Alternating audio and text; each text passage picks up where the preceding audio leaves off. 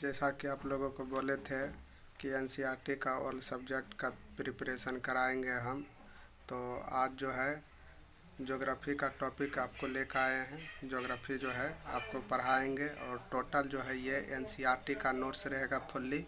Question यहीं से BPSC जो है उठाता है। तो आज देखते हैं 6 क्लास से 12th क्लास तक का एनसीईआरटी आप लोगों को पढ़ाया जाएगा जो है इसमें जो है। तो चलिए आज जो है स्टार्ट करते हैं ज्योग्राफी का। तो 6 क्लास का पहला चैप्टर जो है आपका देख लीजिएगा, सौरमंडल में पृथ्वी, ये चैप्टर का नाम है। तो इसमें देखिए क्या है, ये जो है पूरा एनसीईआरटी का नोट्स बनाया हुआ है। क्वेश्चन यहीं से बनाता है बीपीएससी। तो सूर्य, चंद्रमा तथा वे सभी वस्तु जो रात के समय आसमान में चमकती है वो सभी जो है खगोलीय पिंड कहलाता है।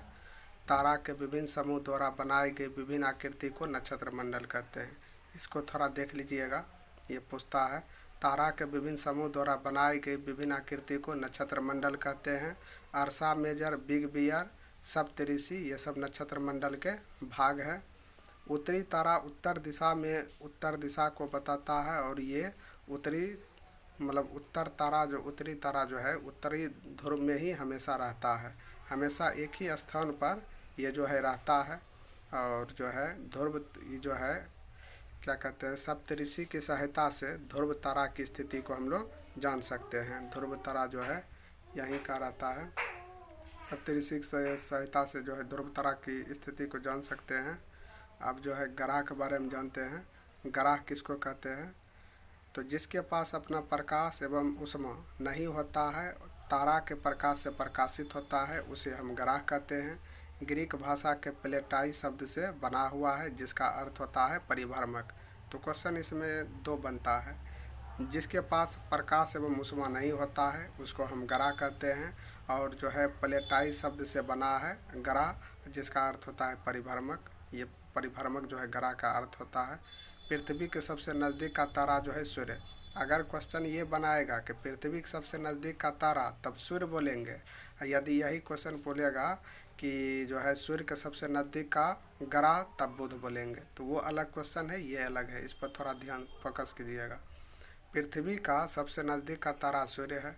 बृहस्पति, शनि तथा यूरेनस के चारों ओर जो है छल्ले हैं, ये भी क्वेश्चन बनाता है। ये लाइन आपके लिए इम्पोर्टेंस है। बृहस्पति, शनि और यूरेनस, इसके चारों ओर क्या है? छल्ले है। तो ये जो है अंडरलाइन कर देते हैं, इसको देख लीजिएगा, ये आपका क्वेश्चन बनेगा। ठीक है, तो आगे देखिए, बुध जो है सूर्य का चक्कर 88 दिन में लगाता है और अपने अक्ष पर घूर्णन 59 दिन में करता है। ये सब नहीं पूछता है, लेकिन मतलब उसका जो सूर्य का परिक्रमा ये थोड़ा देख लेंगे। तो बुध सूर्य का चक्कर लगाता है 88 दिन में। शुक्र जो है सूर्य का परिक्रमण 255 दिन में करता है। पृथ्वी जो है सूर्य का परिक्रमण 365 दिन में करता है। और जो है पृथ्वी के बाद जो है क्या कहते हैं, मंगल जो है सूर्य का चक्कर जो है आपको 687 दिन में पूरा करता है। बृहस्पति सूर्य का परिक्रमण 12 साल में करता है। शनि सूर्य का परिक्रमण 29.5 साल में करता है। और यूरेनस सूर्य का परिक्रमण 84 साल में करता है। और जो है नेपच्यून सूर्य का परिक्रमण 166 या समथिंग डाटा है, मिस कर गया है। तो सूर्य जो है नेपच्यून जो है 184 साल में परिक्रमा करता है। तो इसका परिक्रमा थोड़ा ध्यान रखेंगे। और इसमें 2 चीज़ मेन चीज़ है। तो बुध जो है, बुध और शुक्र ऐसा 2 ग्रह है जिस पर एक भी चंद्रमा नहीं है। चंद्रमा जो है बुध और शुक्र पर नहीं है। पृथ्वी पर जो है 1 चंद्रमा है। मंगल पर 2 चंद्रमा है। बृहस्पति पर 53 चंद्रमा, मतलब अभी 79 हो गया है। तो शनि पर जो है 53 यानी 82 चंद्रमा है। तो ये थोड़ा देखने लायक है। चलिए आगे देखते हैं। रात एवं दिन बराबर होता है 21 मार्च और 23 सितंबर की, ये डाटा कभी कभी पूछता है। तो रात एवं दिन जो बराबर होता है 21 मार्च को, जब सूर्य उत्तरी गोलार्ध में रहता है तो 21 मार्च को रात दिन बराबर होता है। यह उत्तरी अक्षांश में हो जाएगा। जब दक्षिण गोलार्ध में सूर्य जाता है तब 23 सितंबर को दिन बराबर होता है, वो दक्षिण अक्षांश कहलाता है। क्षुद्र ग्रह एवं उल्का पिंड जो है मिलकर सौरमंडल का निर्माण करता है। और सूर्य पृथ्वी से लगभग 15 करोड़ किलोमीटर दूरी है। ये लाइन को देख लीजिएगा, ये आपका पूछने वाला क्वेश्चन है। सूर्य जो है पृथ्वी से लगभग 15 करोड़ किलोमीटर दूर है, ये ध्यान रखेंगे। अब प्रकाश की गति लगभग 3 लाख किलोमीटर प्रति सेकेंड है, फिर भी पृथ्वी तक पहुंचने में लगभग 8 मिनट लग जाता है इसको।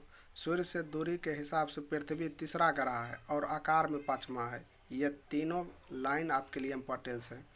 सूर्य अगर दूरी के हिसाब से पूछेगा पृथ्वी तो सूर्य से तीसरा ग्रह हो जाता है, और आकार में पूछेगा पृथ्वी तो पाँचवा ग्रह हो जाएगा। नील आर्मस्ट्रॉन्ग जो है 20 जुलाई 1969 को सबसे पहले चंद्रमा पर गया था, तो इसका भी डाटा याद रखेंगे। चंद्रमा पृथ्वी से 3,84,400 किलोमीटर दूर है। तो भारतीय उपग्रह का कुछ नाम है, इसको भी देखेंगे। इनसेट, IRS, एडोसेट, ये सब भारतीय उपग्रह है, इसको भी ध्यान रख लेंगे। जिस में चिन्ह किया हुआ है ये लाइन आपके लिए इम्पोर्टेंस है, यहीं क्वेश्चन बनाता है। और ये टोटल NCERT का फैक्ट है, तो पढ़िएगा जब NCERT बुक तो ये सब मिलेगा आपको। तो ये सब पढ़ के बनाया हुआ नोट्स है, ये सबको ध्यान रखेंगे। आप देखिए NCERT का दूसरा चैप्टर जो है 6 क्लास में ग्लोब, अक्षांश एवं देशांतर है, तो इसके बारे में जानते हैं। अक्षांश को अंश में मापा जाता है। विषुववृत्त शून्य अक्षांश को दर्शाता है। जैसे जैसे विषुववृत्त से दूर जाते हैं अक्षांश का आकार घटता जाता है, स्वाभाविक है। प्रशांत महासागर में स्थित है टोंगा द्वीप। क्वेश्चन बनाएगा टोंगा द्वीप किस महासागर में, तो प्रशांत महासागर में। अब मॉरिशस द्वीप किस महासागर में, तो हिंद महासागर में। ये दोनों लाइन याद रखिएगा। ये 20 डिग्री दक्षिण में स्थित है। प्रमुख यमोत्तर का मान 0 डिग्री देशांतर होता है, ये भी ध्यान रखेंगे। रूस में 11 मानक समय को अपनाया गया है, और भारत का यमोत्तर 82 डिग्री है, तो ये लाइन याद रखेंगे।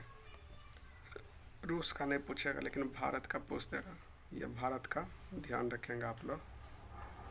चलिए, 21 मार्च 23 सितंबर को सूर्य की किरणें विषुववृत्त पर सीधा पड़ती है, जिसे विषुव कहा जाता है, और इस दिन रात और दिन बराबर होती है। सबसे लंबा दिन छोटी रात 21 जून, और जो है ये जो है 22 दिसंबर को होता है। 21 जून को कर्क रेखा में और 22 दिसंबर को मकर रेखा में। जब दक्षिण गोलार्ध की ओर रहता है तो वह मकर रेखा है, जब उत्तरी गोलार्ध की ओर रहता है तो कर्क रेखा में आ जाता है। पृथ्वी का अक्ष एक काल्पनिक रेखा है जो कक्षीय सतह से 66.5 डिग्री का कोण बनाती है। वह वृत्त जो दिन तथा रात को विभाजित करेगा उसे परदीप्ति वृत्त कहेंगे। पृथ्वी अपने अक्ष पर 23 डिग्री झुका हुआ है। ये आपका टॉपिक जो है ये आपका इम्पोर्टेंस लाइन है, ये थोड़ा ध्यान रखेंगे। इसको आप लोग नोट डाउन कर लीजिएगा अच्छा से, यही क्वेश्चन बनाएगा। पृथ्वी का अक्ष काल्पनिक, पृथ्वी अपने अक्ष पर झुका है, क्वेश्चन बनाएगा तो 23 डिग्री। और जब पृथ्वी कक्षीय कोण जो बनाता है तो 66 डिग्री हो जाएगा, ठीक है। और जो दिन और रात को विभाजित करेगा उसको परदीप्ति वृत्त कहते हैं। क्वेश्चन यही बनाएगा कि परदीप्ति वृत्त किसको कहते हैं, जो दिन रात को विभाजित करता है। पृथ्वी अपने अक्ष पर कितना झुका है, 23 डिग्री झुका है। और पृथ्वी जो है कक्ष पर कितने से डिग्री का कोण बनाता है, तो 66 डिग्री हो जाएगा। 21 जून को उत्तरी गोलार्ध सूर्य की तरफ झुका रहता है, और 21 जून को सबसे लंबा दिन छोटी रात होती है, ये सब बताए हैं, जिसको उत्तरायणांत कहते हैं, और ये कर्क रेखा में पड़ता है, ये बताए हैं। और 22 दिसंबर को दक्षिण ध्रुव के सूर्य झुका रहता है, और 22 दिसंबर सबसे लंबा दिन छोटी रात होता है, इसी के कारण इसको दक्षिण अयनांत कहते हैं, और ये मकर रेखा में होता है, ठीक है। 21 मार्च 23 सितंबर वही है, दिन रात बराबर होता है, ये देख लीजिए। पृथ्वी के घूर्णन एवं परिक्रमण के कारण दिन एवं रात ऋतुओं में परिवर्तन होता है। पृथ्वी के घूर्णन के कारण दिन रात होती है, और परिक्रमण के कारण ऋतु में परिवर्तन होता है, ये भी इम्पोर्टेंस है। क्योंकि पृथ्वी जो है, पृथ्वी में दिन रात किसके कारण होता है, तो घूर्णन के कारण। और ऋतु में मौसम में परिवर्तन जो होता है वो परिक्रमण के कारण, ठीक है। तो मानचित्र के 3 घटक, दूरी, दिशा, प्रतीक, ये सब नहीं पूछता है, तो ये सब कुछ छोड़ दीजिए। चलिए आप 5वां चैप्टर में आइए। पृथ्वी के प्रमुख परिमंडल, यहाँ से क्वेश्चन उठाता है BPSC, ये आपका चैप्टर इम्पोर्टेंस है। पृथ्वी का सबसे गहरा भाग प्रशांत महासागर का मैरियाना गर्त है, और इसकी गहराई जो है 11,022 मीटर है, ये याद रखेंगे।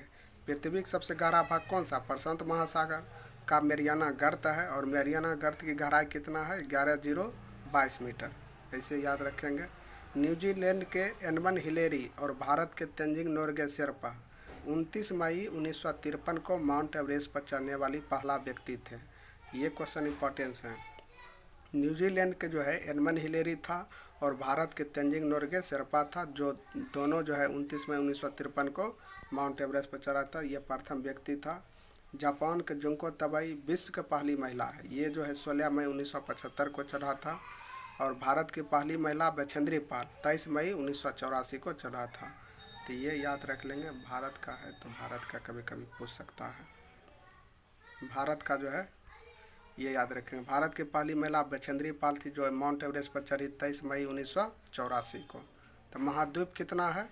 तो 7 महाद्वीप है। तो पहला महाद्वीप को देखिए, एशिया महाद्वीप विश्व के सबसे बड़ा महाद्वीप है। पृथ्वी का क्षेत्रफल का 1/3 भाग फैला है। यह पूर्वी गोलार्ध में स्थित है। कर्क रेखा इसी महाद्वीप से गुजरती है। एशिया के पश्चिम में यूराल पर्वत, जो इसे यूरोप से अलग करता है। तो एशिया महाद्वीप में 2 क्वेश्चन बनता है। तो विश्व का सबसे बड़ा महाद्वीप कौन सा? तो एशिया महाद्वीप। पृथ्वी का कितना क्षेत्रफल छेकता है? तो 1/3 भाग छेक लेता है। और जो ये एशिया महाद्वीप किस गोलार्ध में है? तो पूर्वी गोलार्ध में है। कर्क रेखा किस महाद्वीप से होकर गुजरती है? तो एशिया महाद्वीप से होकर गुजरती है। एशिया के पश्चिम में यूराल पर्वत इसे यूरोप से अलग करता है। ये नहीं पूछता है। आप देखिए यूरोप महाद्वीप, यह महाद्वीप एशिया के पश्चिम में स्थित है। यह तीनों तरफ से जल से घिरा हुआ है और आर्कटिक वृत्त इससे होकर गुजरता है। क्वेश्चन ये बना देता है कि कौन सा महाद्वीप है जो तीनों तरफ जल से घिरा हुआ है? तो यूरोप महाद्वीप, और आर्कटिक वृत्त इससे होकर गुजरता है। ठीक है। अब आगे देखिए अफ्रीका महाद्वीप, ये इम्पोर्टेंस है। विश्व का दूसरा सबसे बड़ा महाद्वीप कौन सा है? तो अफ्रीका है। इसका बहुत बड़ा भाग जो है उत्तरी गोलार्ध में स्थित है। इस महाद्वीप से होकर 3 रेखाएं गुजरती है, कर्क रेखा, मकर रेखा, विषुवत रेखा। विश्व का सबसे बड़ा गर्म रेगिस्तान सहारा है और ये जो है अफ्रीका में ही स्थित है। विश्व की सबसे लंबी नदी जो है नील है, जो अफ्रीका से गुजरती है। ये भी इम्पोर्टेंस है आपके लिए। तो ये महाद्वीपीय इम्पोर्टेंस है, इसको आप पढ़ लीजिए। क्वेश्चन कैसे बनाएगा कि विश्व का दूसरा सबसे बड़ा महाद्वीप कौन है? तो अफ्रीका है। और कौन सा ऐसा महाद्वीप है जो जिससे होकर तीनों रेखाएं गुजरती है? तो अफ्रीका महाद्वीप। विश्व का सबसे गर्म रेगिस्तान कौन सा है? तो सहारा है। सहारा किस महाद्वीप में स्थित है? तो अफ्रीका महाद्वीप में। विश्व की सबसे लंबी नदी नील नदी, तो नील नदी किससे होकर गुजरती है? तो अफ्रीका महाद्वीप से। यही क्वेश्चन बनाएगा, सिंपल है, याद रखिएगा इसको।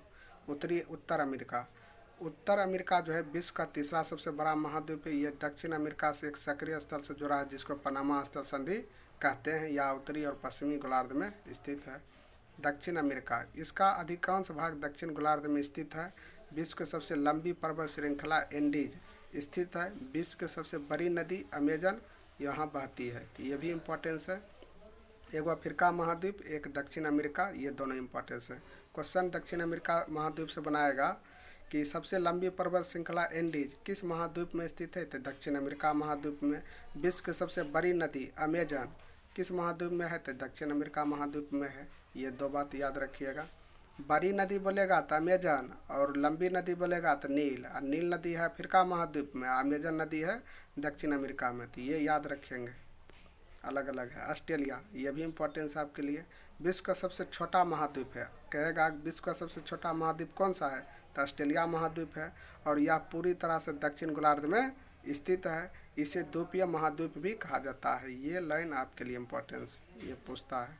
विश्व का सबसे मतलब कौन सा महाद्वीप है जिसे द्वीपीय महाद्वीप कहा जाता है? तो ये ऑस्ट्रेलिया का महाद्वीप है। ये जो है पूछता है। अब आर्कटिक महाद्वीप को देखिए, यह दक्षिण गोलार्ध में स्थित है। यह हमेशा मोटी बर्फ के परतों से ढका रहता है। यहाँ बहुत से देश के शोध केंद्र स्थित है। भारत के शोध संस्थान मैत्री और भारती दक्षिण गंगोत्री है। यहाँ किसी भी प्रकार का मानव स्थायी निवास नहीं करता है। दक्षिणी ध्रुव इस महाद्वीप के मध्य में स्थित है। देखिए इससे क्वेश्चन कैसे बनाएगा कि कौन सा महाद्वीप दक्षिणी गोलार्ध में स्थित है? तो अंटार्कटिका महाद्वीप जो है दक्षिण गोलार्ध में स्थित है। यह हमेशा मोटी बर्फ, कौन सा महाद्वीप जो मोटी बर्फों से ढका है? तो अंटार्कटिका महाद्वीप। यह भी लाइन बन जाता है क्वेश्चन के। यहाँ बहुत से देश के शोध केंद्र, भारत के शोध केंद्र संस्थान मैत्री है, भारती है, दक्षिण गंगोत्री है। और ये तीनों जो है शोध केंद्र कौन सा महाद्वीप में है, तो अंटार्कटिका महाद्वीप में स्थित है। और यही महाद्वीप ऐसा है जिस पर मानव स्थायी संभव नहीं है जीवन। तो यहाँ पर मानव नहीं रहता क्योंकि मोटी बर्फ़ों से ढका हुआ रहता है हमेशा। दक्षिण गोलार्ध इस महाद्वीप के मध्य में स्थित है।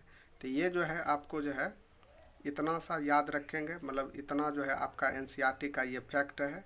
इसमें आपको 7 महाद्वीप पढ़ाया गया है और आपको सब ये 5-6 देख लीजिए इसको, 5-6 उसके बाद जाकर क्लास 6 का जो है आपको क्लास 6 का 5 लेसन तक आपको पढ़ा दिया गया है। तो ये जितना भी है ये एनसीईआरटी का निचोड़ है और इसी से क्वेश्चन बनाने की पॉसिबिलिटी रहता है। तो इसी तरह जो है आपको 6, 7, 8, 9, 10, 11, 12 तक का एनसीईआरटी को आपको ज्योग्राफी का फैक्ट दे देंगे। उसके बाद 1000 एमसीक्यू इसका भी करा देंगे। उसके बाद इसके रेफरेंस में जो जो आता है वो क्वेश्चन भी आपको कराएंगे, प्रीवियस क्वेश्चन भी कराएंगे। बस आप लोग कंटिन्यू होके वॉच करते रहिए, वीडियो देखते रहिए, जिससे जो है पहले आपका जो है ये टोटल थ्योरी करा देते हैं। थ्योरी हो जाने के बाद जो है आपको एमसीक्यू कराएंगे तो लगेगा कहाँ कुछ पढ़े हैं। और ये सब एनसीईआरटी से खुद से पढ़ के बनाया हुआ नोट्स है। तो ये सब जल्दी नहीं मिलता है, हवाबाजी बहुत है। देखे हम भी बहुत टीचर को फॉलो करके, कुछ नहीं सब जो है इधर उधर से लेके मटेरियल पढ़ाता है, अपना से जो है लेके मतलब अपना खुद स्ट्रगल करके नोट्स नहीं बनाते हैं कोई भी, बस रटल रटाल जो है पढ़ा देते हैं, बस हो गया। तो बच्चा के साथ खिलवाड़ होता है। तो ये सब जो है नहीं होना चाहिए। हम बहुत से देख के मतलब आपको जो है हम ये वीडियो बनाना शुरू किए हैं। टोटल आपको एनसीईआरटी का ही फैक्ट्स देंगे हम, जो आपको बोल देते हैं वही हम करते हैं। तो आज जो है आपको ज्योग्राफी पढ़ाए, फिर मॉडर्न पढ़ा देंगे। तो धीरे धीरे आपका क्लास जो है बढ़ते जाएगा और आप याद करते जाइए, क्योंकि धीरे धीरे फास्ट हो जाएगा। आपको भी लगेगा कि बहुत सारा नोट्स तैयार हो गया है, तो याद करते जाइएगा तो दिक्कत नहीं होगी। क्योंकि एमसीक्यू भी कराना है। तो टीआरई 4 के लिए आपको 4 मंथ लगेगा, तो 4 मंथ अप्रॉक्स हो जाएगा। 4 मंथ में जो है आपको हम टोटल टीआरई 4 का कोई भी टोटल सब्जेक्ट आपको हम खुद से प्रोवाइड करवाएंगे। तो आप इसको देखते रहिए। तो चलिए आज यहीं पर समाप्त करते हैं।